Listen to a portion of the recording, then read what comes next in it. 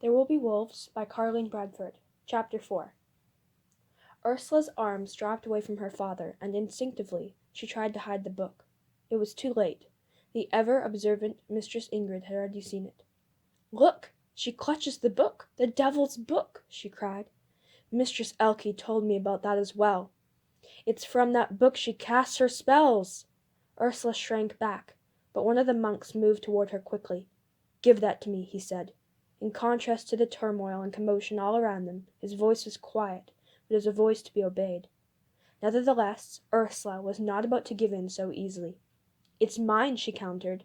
She faced the monk defiantly, using every effort of will she could summon to keep her voice steady. Her knees were weak, and the sickening pain was back in her stomach, but a relentless grip on the book kept her shaking hands from betraying her. "It was given to me by a brother from your own order. He was my friend. He wanted me to have it." The monk stopped short, shocked. Who from among our community would give a book to you?" "Brother Bernard, just before he died. He was a healer, and he knew I was one too. He wanted me to have it." "Child, you are condemning yourself with every word you speak." The monk turned pale. "If that is indeed Brother Bernard's book of healing, then you have committed an unpardonable sin. The book disappeared just before his death. It belongs to the church, to God. You have stolen from God." "I did not steal it. I am no thief." Anger momentarily overcame Ursula's fear. "He gave it to me. I would go and talk with him by the river below the church. He knew that I was a healer. He taught me many things." "Enough! You will give that book to me immediately." The monk stepped forward and held out his hand. Master William suddenly gasped, clutched his chest, and fell to the ground. "Father!" Ursula reached for him and dropped the book. The monk swooped down and picked it up in one quick hawk-like movement. He opened it carefully and looked at it. He then looked back at Ursula, crouching beside her father. "You will come with us," he said. "But my father!" "The good people here will tend to him. He has no need of you. You will only do him more harm than good."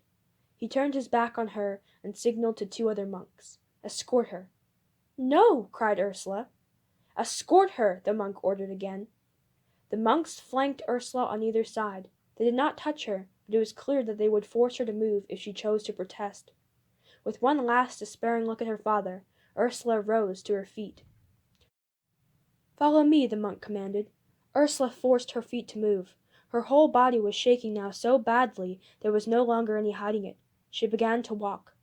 Just at that moment she saw Bruno turn the corner into their street.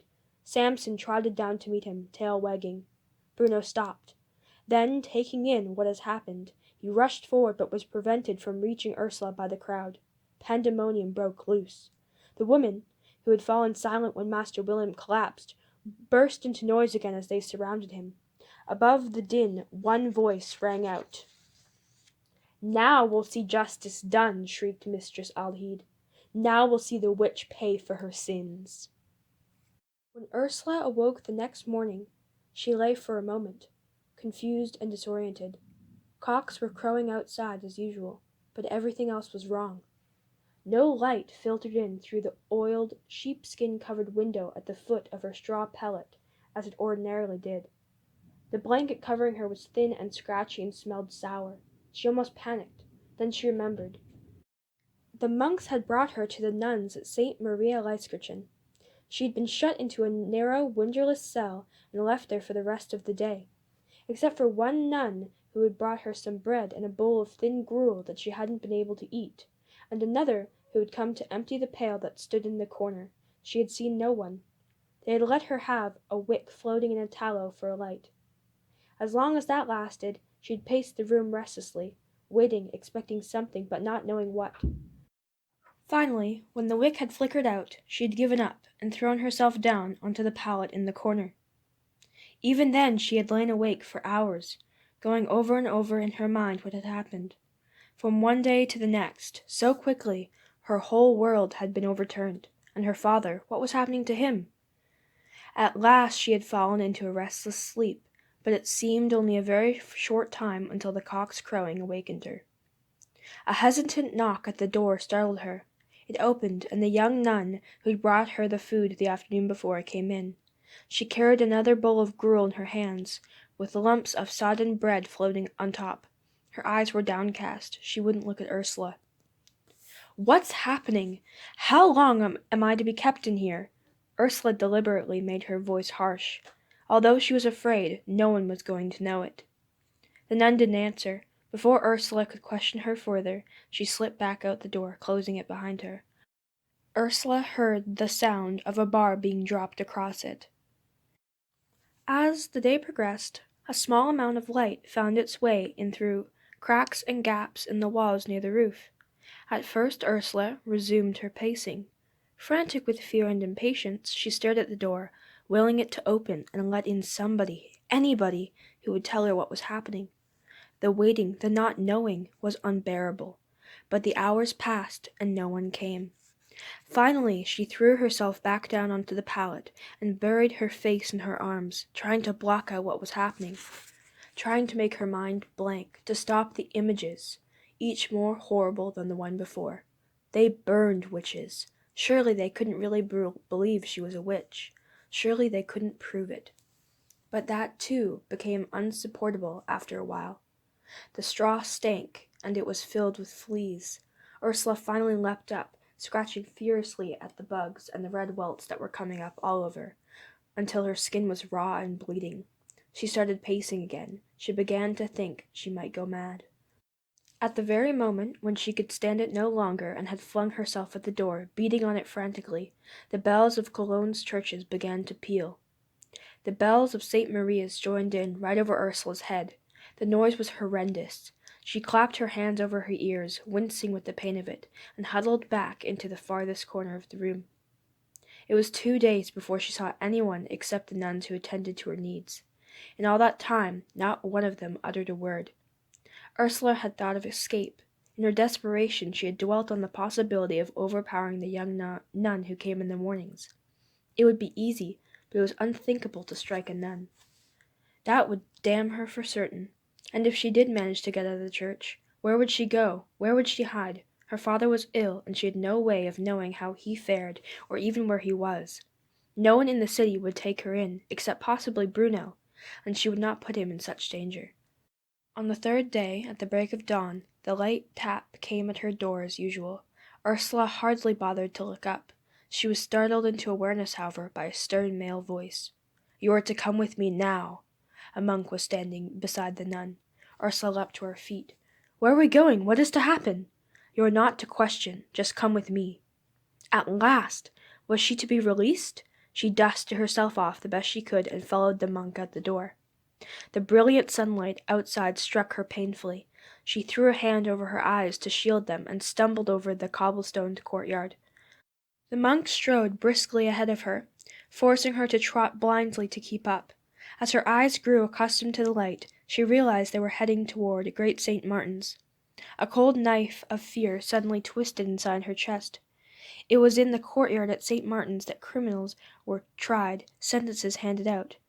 It was in the courtyard of St. Martin's that witches were burned. As Ursula struggled to keep up, she realized just how filthy she was. The hand shading her eyes was encrusted with dirt. The woolen shift she was wearing was stained and reeked with the smell of her own unwashed body. Her fair hair was matted, dark, and greasy. She, who had despised most of her neighbors for their uncleanliness and their stink, now stank worse than any of them. She dropped her hand from her eyes and began to run her fingers through the mess that was her hair, trying fruitlessly to tidy it. She brushed uselessly at the dirt on her shift. By the time they reached St. Martin's, she was exhausted and panting. 3 days of imprisonment with very little food had weakened her more than she would have thought possible. When the monk suddenly stopped, she almost ran into him. He stepped aside distastefully. Ursula looked up and saw what waited for her beyond him. The courtyard was thronged with people. The noise of their excited voices rose in a tremendous swell as they caught sight of her.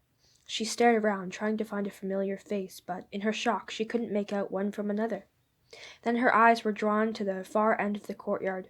There, seated behind long trestle tables under the spreading branches of an ancient red-leafed blood oak, were the monks of St. Martin's. The monk who had taken her from her house was seated almost in the middle. But what stunned Ursula to the point where she momentarily forgot to breathe was the sight of the figure sitting in the exact center. The Archbishop of Cologne himself, resplendent with shards of sunlight glinting from the gold and jewel-studded robe that fell around him. The Archbishop of Cologne! He only judged the most serious cases of heresy. Frantically, Ursula looked around, desperate to see if there was anyone else to be judged here, but she stood alone. "Step forward, my child." The Archbishop's voice was kind, almost pitying, and for a moment Ursula felt hope. The hope soon died. One after another, the townspeople rose to testify against her. Mistress Elke, recovered from childbirth and more virulent and poisonous than ever, was first. "She cursed me. She said I carried a demon." In vain Ursula tried to deny it, but she was not allowed to speak. Mistress Ingrid was quick to confirm it, swearing that she had heard the curse with her very own ears. Ursula knew that to be impossible, but by now the woman had fully conceived herself of the truth of what she was saying, and she believed it implacably. She turned herself into a cat. "Only a witch can do that," Mistress Elke ranted on. She was flushed and sweating. The day was warm, and her weight, in addition to the weakness from the recent childbirth, was beginning to tell. She staggered, and would have fallen if one of the bystanders had not rushed to bring her a stool.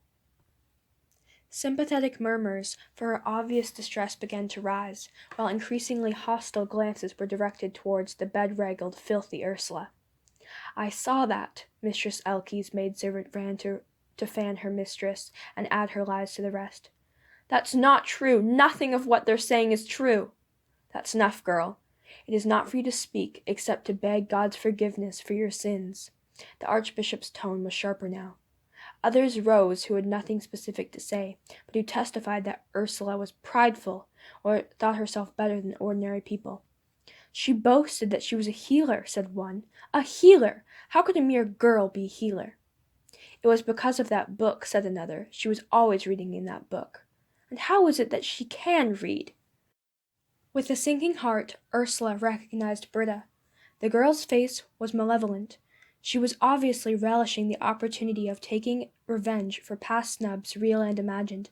"I can't read," Britta went on. "None of us can. How can she? That's the devil's work, if you ask me." At this the monk stood up. He held Ursula's book of healing. "Yes," he said, "the book, this book." He held it up. "A book that belongs to the Church of Great St. Martin's. Tell us, girl, how you came by it." "Brother Bernard gave it to me." Ursula's voice wavered in spite of herself. The monk turned towards the Archbishop. "This book, your worship, disappeared shortly before our poor brother's death. Brother Bernard had been in failing health, both of body and of mind, before he died, and we were desperately worried about whose hands it might have fallen into." He turned back to Ursula. His voice rose. "We see now that a thieving, sneaking girl, a willing servant to the devil, took possession of it. He gave it to me. He recognized that I was a healer." A murmur broke out among the crowd. "She admits it. See, she does claim to be a healer." The monk silenced them with a wave of his hand. "What she says is impossible," he said. "Brother Bernard would never willingly have given this book away. He was a devoted monk, a loyal member of our community. He knew that this book could be used for evil by the wrong persons." "How could it be used for evil?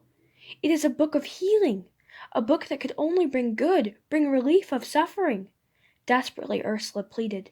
"I even cured a dog with it. I mended a dog's broken leg. Who else has done that?" The words poured out in a torrent before she realized the danger. "She used a holy book to cure a dog!" The murmurs became cries of shock. "Blasphemy! A witch indeed!" The monk turned towards Ursula with a terrible look. "Even true and holy things," he thundered. "Even true and holy things such as this book can become evil if they are obtained by evil means, and if they are used for evil purposes." The murmurs and shocked outbursts had now become a roar. The Archbishop was forced to hold up his hands for silence. Ursula heard the rest of the trial, as if through a thick, smothering blanket. Every time she tried to speak she was silenced, sometimes with physical force. She gave up. She stood, head high, staring unseeing at the hard, implacable blue of the heavens above. This has nothing to do with me, she thought defiantly. These are the ravings of a horde of insane people. It's not happening. She ceased to listen. In her own mind, she even ceased to be there. The impossible words, when they came, struck her with a force that was stronger than any physical blow. Unfortunately, the evidence is not to be denied, the Archbishop said. He stood and stretched his hands out to Ursula, as if to bless her, but his next words were not a benediction.